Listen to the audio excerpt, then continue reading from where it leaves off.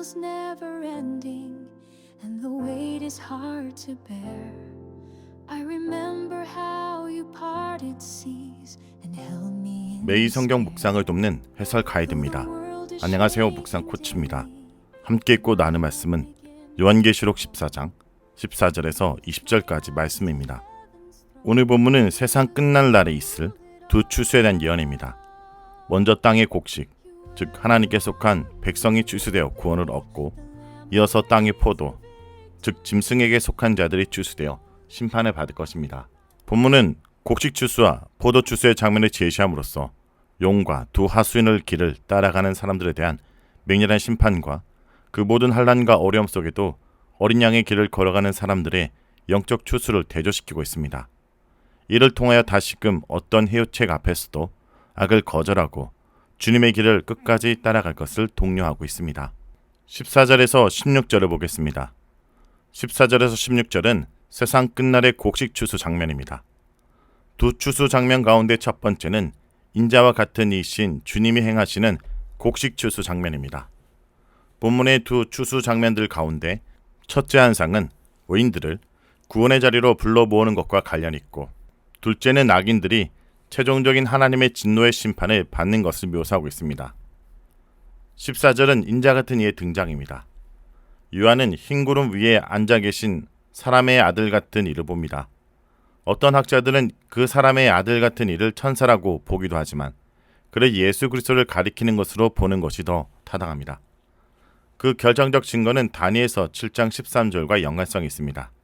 내가 또 밤 한상 중에 보니 인자 같은 이가 하늘 구름을 타고 와서 예적부터 계신 이에게 나아가 그 앞에 인도되매, 다니엘서에서 하나님으로부터 모든 권한을 위임받은 종말의 전권 대사가 지금 다시 최종적인 곡식 추수를 위하여 구름을 타고 등장하고 있는 것입니다. 이런 점에서 인자 같은 이를 그저 예수님의 인성을 나타내는 칭호로 보는 것은 옳지 않습니다. 인자 같은 이는 신적인 권능으로 하나님의 구원 계획을 완성하시는 하나님과 동등한 분이심을 말씀하고 있는 것입니다. 본문의 인자 같은 이는 세 가지 특성을 가지고 있습니다. 첫째, 구름을 타고 계십니다. 구름은 하나님의 하늘 마차입니다. 인자 같은 이가 구름을 타신다는 것은 그분이 영광과 권능에 있어서 하나님과 같은 분이심을 드러내는 표현이라 할 수 있습니다. 그런가 하면 어떤 이들은 흰 구름을 하나님의 승리를 상징하는 것으로 이해하며 그리스도께서 땅의 추수를 준비하는 것으로 영광스러운 승리를 나타내는 것으로 이해하기도 합니다. 둘째, 인자 같은 이는 금 면류관을 쓰고 계십니다. 우리 주님이 쓰고 계신 금 면류관은 영광과 승리의 면류관입니다. 성경에서 가시 면류관을 제외하고 우리 주님에게 주어진 처음이자 마지막 면류관이 여기에 있는 금 면류관입니다. 가시 면류관을 쓰셨기에 이렇게 위대한 금 면류관을 쓰시는 분이 되신 것입니다. 셋째, 인자 같은 이는 손에 예리한 낫을 가지고 있습니다. 곡식 추수를 하려 하시는 주님의 모습을 그린 것입니다. 15절은 곡식 추수의 때에 대한 선언입니다. 이제 또 다른 천사가 성전에서부터 나옵니다. 그 천사가 구름 위에 앉은 이를 향하여 크게 외칩니다. 당신의 낫을 휘둘러 거두소서. 천사가 예수께 행할 일을 명하는 것을 보면서 조금 전에 주님의 위험 있는 모습과 조화되지 않는다 생각할 수도 있습니다. 어떻게 예수님이 천사에게 명령하려는 것이 아니라 명령을 받을 수 있을까라고 의문이 생깁니다. 그렇기에 어떤 학자들은 인자 같은 이를 천사로 이해하는 것이 더 타당하다고 주장합니다. 그러나 이 천사가 그저 천사의 지위로 명하는 것이 아니라 하나님의 명령을 전달하는 자로서 인자 같은 이에게 이렇게 말하고 있다면 우리의 의문점은 해소될 것입니다. 천사가 낫을 휘둘러 곡식을 거두라고 한 이유는 한마디로 거둘 때가 이르러 땅에 곡식이 다 익었기 때문입니다. 하나님이 종말을 완성하실 때가 된 것입니다. 영적인 추수 때가 이른 것입니다. 그동안 알곡을 위하여 가라지를 가만두라 하셨지만 이제는 알곡과 가라지를 철저하게 구분하셔야 할 때가 이른 것입니다. 요한복음 4장 34절에서 38절에는 희어져 추수하게 된 밭에 대하여 말씀하시면서 영생에 이르도록 열매를 모으라고 하시는데, 본문의 추수한상과 평행을 이루고 있다고 볼 수 있습니다.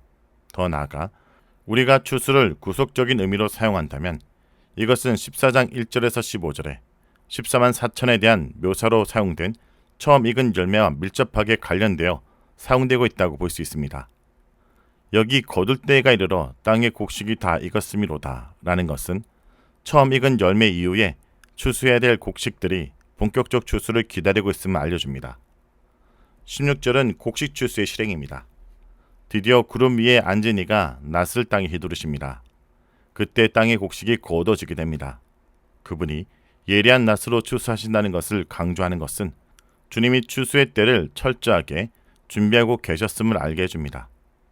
우리의 구원이 하나님에 의해 시작되었고 그 구원의 완성이 그분에 의해서 성취될 것이므로 이 땅을 사는 동안에 가라지의 공격 앞에서도 신자들은 큰 위로를 얻게 되는 것입니다. 17절에서 20절은 세상 끝날의 포도 추수 장면입니다. 이제 또 다른 천사가 역시 예리한 낫을 들고 등장합니다. 이때 불을 다스린 천사가 제단에서부터 나와서 예리한 낫을 가진 천사에게 낫을 휘둘러 포도송이를 거두라고 합니다. 이미 포도가 다 익었기 때문입니다. 여기서 말하는 포도송이는 악인 전체를 말합니다. 12장에서 13장에 따르면 그들은 어린 양의 길을 따르지 않고 사탄적인 삼위일체를 추종한 세력을 지칭합니다. 19절에서는 드디어 천사가 낫을 휘둘러 땅의 포도를 거두어 하나님의 진노의 큰 포도주 틀에 던지게 됩니다. 이것은 세상 마지막 날에 있게 될 하나님의 심판을 영상화하는 것입니다.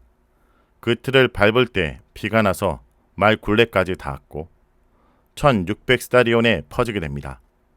하나님의 심판이 온 세상에 임하고 있는 것과 그 심판의 맹렬함과 무서움을 잘 말해주고 있습니다. 성도 여러분, 오늘 본문은 우리에게 경고의 말씀을 줍니다. 그러나 동시에 희망의 복음을 전합니다. 예수님은 심판자이자 구원자이십니다. 지금 이 말씀을 듣는 우리는 아직 그날에 도달하지 않았습니다.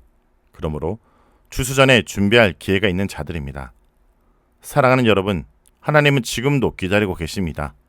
여러분이 포도송이가 아닌 곡식이 되기를, 진노의 술틀이 아닌 하나님의 곡간에 들려지기를. 예수 그리스도의 십자가는 유일한 피할 길이며 참된 준비의 시작입니다. 이 말씀 앞에 겸손히 회개하고 그분의 손에 들려줄 준비를 하기 원합니다. 말씀을 놓고 기도하겠습니다. 주님, 우리에게 요한계시록 말씀을 허락하심을 감사드립니다. 이 말씀은 우리를 정죄하려 하심이 아니라 돌이켜 살게 하기 위함을 믿습니다. 주여, 우리는 너무나 쉽게 현재에 안주하며 심판날을 망각하고 살아갑니다. 주님, 우리가 알곡으로 익어가게 하여 주옵소서. 성령님, 우리의 열매가 거룩함과 사랑으로 무르익게 하여 주옵소서. 예수님, 당신의 낫에 들려지는 백성이 되게 하여 주옵소서. 혹시 내 삶에 숨어있는 가라지와 같은 제약이 있다면 그것을 드러내주시고 회개의 은혜를 베풀어 주옵소서. 예수님의 이름으로 기도합니다. 아멘.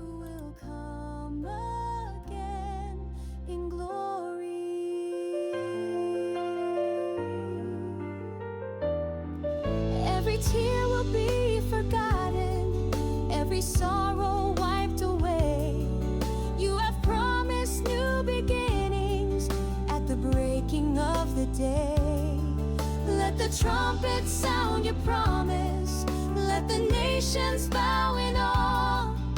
The Lion and the Lamb is coming, King of kings and Lord of all.